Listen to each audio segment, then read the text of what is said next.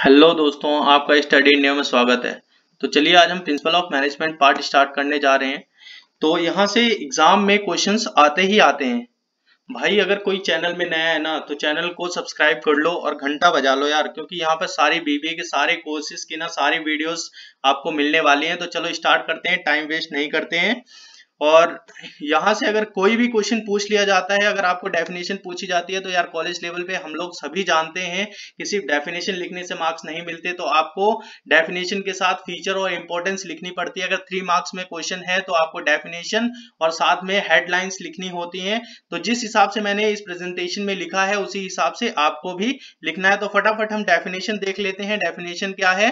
तो देखो, जो प्रिंसिपल ऑफ मैनेजमेंट की डेफिनेशन है वो क्या है। देखो, ये मैनेजमेंट की जो डेफिनेशन है वो एक जनरल गाइडलाइंस है, जिसके बेसिस पे मैनेजमेंट जो मैनेजर है वो इस प्रिंसिपल को यूज करता है और क्या करता है, एक्शंस एंड डिसीजंस लेता है, जिससे कि ऑर्गेनाइजेशन का गोल इफेक्टिवली एंड एफिशिएंटली अचीव हो जाता है। और देखो, जो मैनेजमेंट के जो प्रिंसिपल्स हैं बेसिकली दो ही माने जाते हैं। एक हेनरी फ्योल का जो जनरल प्रिंसिपल्स हैं और दूसरे FW टेलर्स जिन्होंने साइंटिफिक प्रिंसिपल्स दिए हैं। वो हम अगली वीडियोस में थ्योरेटिकली पढ़ने वाले हैं, बिकॉज 7.5 नंबर में क्वेश्चन आता है या 15 मार्क्स में ये दोनों प्रिंसिपल 100% पूछे जाते हैं। इस यूनिट में से 15 मार्क्स का क्वेश्चन कंपलसरी बनता ही बनता है। तो चलिए हम फटाफट इंपॉर्टेंस देख लेते हैं। इसकी इंपॉर्टेंस क्या है? तो देखो, पहली इंपॉर्टेंस क्या है, provide managers with useful insight into reality. हम एक्सप्लेनेशन थोड़ी देर में देखेंगे, फटाफट पॉइंट्स देख लेते हैं। जैसे ही मैंने आपको लिखाया है उसी हिसाब से आपको लिखना है। देखो, सेकंड पार्ट जो है वो ऑप्टिमम यूटिलाइजेशन ऑफ रिसोर्सेज है। थर्ड जो पार्ट है वो फैसिलिटेट साइंटिफिक डिसीजंस मेकिंग है। एंड देन फोर्थ पार्ट जो है वो help to meet changing requirement. Then fifth helps to fulfill social responsibilities। and then last, देखो जो लास्ट है वो facilitate the process of management training educational and research। अब फटाफट हम इनकी explanations देख लेते हैं। explanation में क्या है? तो देखो, पहले की जो explanation है वो क्या करता है, जो managers हैं वो इन गाइडलाइंस के थ्रू क्या करते हैं, अगर उनको ये पता होता है तो इनकी क्या बढ़ जाती है, नॉलेज बढ़ती है।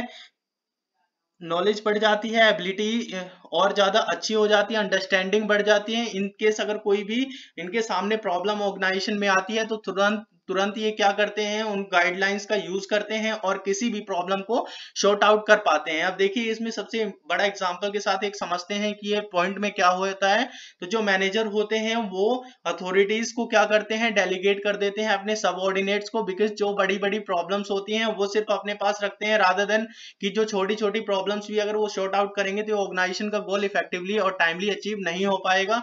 तो क्या करते हैं, ये डेलीगेट कर देते हैं अथॉरिटीज को। जो छोटे डिसीजंस हैं वो सबऑर्डिनेट्स ले सकते हैं अपने आप, और बड़ी प्रॉब्लम्स को अगर आती है तो ये तुरंत एक्शंस लेते हैं एज पर देयर ऑर्गेनाइजेशन रिक्वायरमेंट। पहला पॉइंट ये है। एंड देन सेकंड पॉइंट में हम देख लेते हैं, इंश्योर करते हैं मैनेजर्स की जो रिसोर्सेज हैं वो ऑप्टिमम यूटिलाइजेशन होने चाहिए। बिकॉज देखो यार, ऑर्गेनाइजेशन के अंदर लिमिटेड रिसोर्सेज होते हैं। अब लिमिटेड रिसोर्सेज का मतलब क्या होता है कि मैन भी लिमिटेड होती है, मशीन भी लिमिटेड होती है, टाइम भी लिमिटेड होता है, और उन्हीं टाइम पीरियड के अंदर ही हमें काम करना होता है। तो ये प्रिंसिपल्स कैसे इंश्योर करते हैं कि यूटिलाइजेशन होना चाहिए रिसोर्सेज का?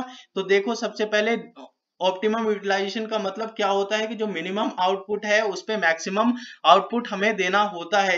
ये कैसे कर पाएंगे? तो एक ऑर्गेनाइजेशन में तभी ये काम हो सकता है जब कोई भी मैनेजर प्रिंसिपल का इफेक्टिव यूटिलाइजेशन कर सके, गाइडलाइंस को प्रॉपर यूज कर सके। तो वो कैसे हो सकता है, देखते हैं, फटाफट देख लेते हैं हम। तो इसमें प्रिंसिपल ऑफ मैनेजमेंट में जब हम टेक्निक्स पढ़ते हैं तो देखो, मोशन स्टडी पढ़ते हैं। इसमें हम देखते हैं कि जो मैनेजमेंट है कि मैनेजमेंट में जो एम्प्लॉइज काम कर रहे हैं, वर्कर्स काम कर रहे हैं, बेसिकली वो ज्यादा टाइम इधर उधर घूमने में लगा देते हैं रादर देन वर्क। तो क्या करते हैं, वहाँ टाइम वेस्ट हो रहा है, और टाइम वेस्ट होने की वजह से आप पैसे भी पूरे आर के लिए दे रहे हो, तो वहां पर आपके टाइम साथ में मनी दोनों वेस्ट हो रहा है और काम भी टाइमली नहीं हो पाएगा। तो ये क्या होता है, ये सारी प्रॉब्लम्स होती हैं। तो आप, ये एक मैनेजर की रिस्पॉन्सिबिलिटी बनती है कि मोशन स्टडी को प्रॉपर करे और करेक्टिव एक्शंस ले, जिसकी वजह से प्रॉब्लम खत्म हो जाए। देन थर्ड पॉइंट देख लेते हैं कि देखो फैसिलिटेट साइंटिफिक डिसीजन मेकिंग का मतलब क्या होता है। तो इसका मतलब ये होता है कि आपको यहाँ पर कोई भी डिसीजन लेने से पहले आपको सोचना होता है, जो डिसीजन लो वो लॉजिकल थिंकिंग पे हो, उसका कोई मोटिव हो, वो मेजरेबल हो, टाइम कितना टाइम लगेगा उसमें पहले से पता होना चाहिए। ये नहीं कि ब्लाइंडली हमने कोई भी डिसीजन ऐसे ही ले लिया कि काम हो जाएगा तो ठीक है, नहीं तो चलेगा, ऐसे नहीं होना चाहिए। तो हमें प्रिंसिपल ऑफ मैनेजमेंट का क्या यूज करना है, और हमें टाइमली ऐसे यूज करना है प्रिंसिपल्स को जो काम हो और टाइमली हो जाए। बिकॉज जो FW टेलर हैं उन्होंने कहा है कि हर काम को साइंटिफिक मैनर में काम करो, रादर देन ब्लाइंडली फेथ किसी भी काम को मत करो। तो देन फोर्थ वाला पार्ट देख लेते हैं, क्या कहता है, they helps to meet change requirement. इसका मतलब क्या होता है कि जैसे कि हम जानते हैं कि जो इन्वायरमेंट है वो कंटिन्यूअसली चेंज होता रहता है, तो एज पर कंटिन्यूअसली चेंज होने की वजह से इन्वायरमेंट को हर मैनेजर को क्या होता है, प्रॉब्लम होती है। तो वो मैनेजर्स क्या करते हैं, प्रिंसिपल्स जो मैनेजमेंट के हैं वो फ्लेक्सिबल इन नेचर होते हैं, उसको एज पर इन्वायरमेंट चेंज होने की वजह से वो प्रिंसिपल को मॉडिफाई कर देते हैं या थोड़ा सा चेंज कर देते हैं और उसको इम्प्लीमेंट करते हैं, जैसे ऑर्गेनाइजेशन का गोल इफेक्टिवली अचीव हो जाए। एक एग्जांपल लेते हैं, जैसे सपोज करो एक ऑर्गेनाइजेशन बहुत अच्छी चल रही थी, तो वहां पर वर्कर्स को सैलरी बहुत हैंडसम मिल रही थी, बहुत अच्छी सैलरी मिल जा रही थी। अब अचानक से क्या हुआ, इन्वायरमेंट चेंज हुआ और क्या हुआ कि कंपनी की ना सेल्स कम हो गई, और सेल कम होने की वजह से कंपनी का प्रॉफिट मार्जिन कम हो गया और कंपनी लॉस में जाना शुरू कर दिया। तो मैनेजर्स ने डिसाइड करा कि जो सैलरी है उस सैलरी को वर्कर्स की थोड़ी दिनों के लिए कम कर दी जाए।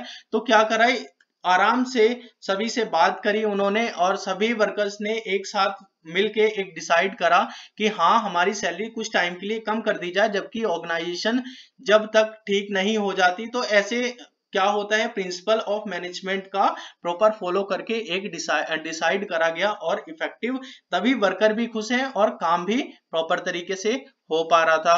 एंड देन लास्ट वाला पॉइंट देख लेते हैं, इससे लास्ट सेकंड लास्ट है, they facilitate the process of management training. इसका मतलब क्या है कि देखो, इसका जो बेसिकली मतलब होता है, अगर हम किसी भी चीज में स्पेशलाइजेशन करते हैं, कोई भी चीज अगर हम पढ़ते हैं तो उसके लिए हमें थ्योरी पढ़नी पड़ती है, प्रिंसिपल्स पढ़ने पड़ते हैं। सपोज करो अगर हम बीबीए करते हैं तो बीबीए में हम क्या कर रहे हैं कि हम एक प्रोफेशनल कोर्स कर रहे हैं। प्रोफेशनल कोर्स में हम बेसिकली एक मैनेजमेंट थ्योरी, एक नहीं बहुत सारी मैनेजमेंट थ्योरी हम यहाँ पर पढ़ेंगे, बहुत सारे प्रिंसिपल्स पढ़ेंगे। सपोज करो अगर हम एमबीए करते हैं तो वहां भी हमें ये प्रिंसिपल्स पढ़ने को मिलेंगे, FW टेलर, हेनरी फ्यूल्स और बहुत सारे ऐसे आपको थ्योरीज प्रिंसिपल्स मिल जाएंगे जो हमें पढ़ना कंपलसरी होता है। तो ये क्या करते हैं, थ्योरी को बनाते हैं जो जिससे हम आगे सीखते हैं। देन इसके बाद खत्म होता है। Thank you very much.